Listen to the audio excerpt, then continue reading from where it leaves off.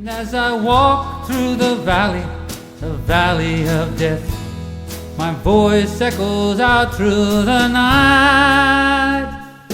Lord, Lord, whatever your reason, don't believe the reason right. Yeah, I found my army hat. Got us in boot camp. Took all my shit home. My head might be a little fatter than it was in boot camp, but these are the only hats that fit my head. And people act like people freak out because I still wear hats like I was in boot camp. I always like measure the front and just, it's like brainwashing, I guess. I'm just brainwashed to wear it the same way. And I'm not a Marine. I never was one, so I keep it nice and crinkled. But yeah, my head's fat. I was probably like, I don't know, 60 pounds lighter than I am now. I hope to be at least 40 pounds lighter eventually, but yeah. But yeah, I got this hat in boot camp, and I have to say, what do you call it?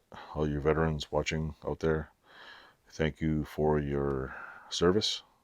I may not have served in any wars, may have served any amount of time, but I did spend quite a big, hefty amount of time in boot camp in Fort Leonard, Missouri. I screwed up both of my knees and got medically discharged, so it's not like I gave up. I would have stayed there for a lot longer, but my knees gave out, and it is what it is. So, and my father used to always joke. He used to be like, "I spent 10 years in the service." I think he spent 4 years in the Army, or 4 years in the Marines, and 6 years in the Army. Got out and got shit. I spent less than a year, and I got more benefits than him, which is kind of sad, though. I mean, you'd think people in the service, after serving all that time, would get a hell of a lot more benefits for serving the country, but that's another whole story. I'm not going to get into politics, but most of all, I learned one thing. I don't care what the war is, what the politics are, or whatever you believe. People who serve in the military, I have to give them credit. I don't care if I agree with the whatever war. You are basically, they deserve a little more respect. I mean, come on now. I mean, you're fucking volunteering to go to war. The shit that people, I go to the VA hospital all the time, and I hear these veterans tell me like horror stories, and I'm like, holy shit, and it's like, you earn a greater respect talking to veterans that have been, fully combat vetted veterans, sitting there in the waiting room either in the, what do you call it, waiting to get my ears checked or my legs checked, or waiting for dermatology. Like one guy was a tank driver, and he was in a wheelchair, and he was like, "It's the only tank I'm driving now."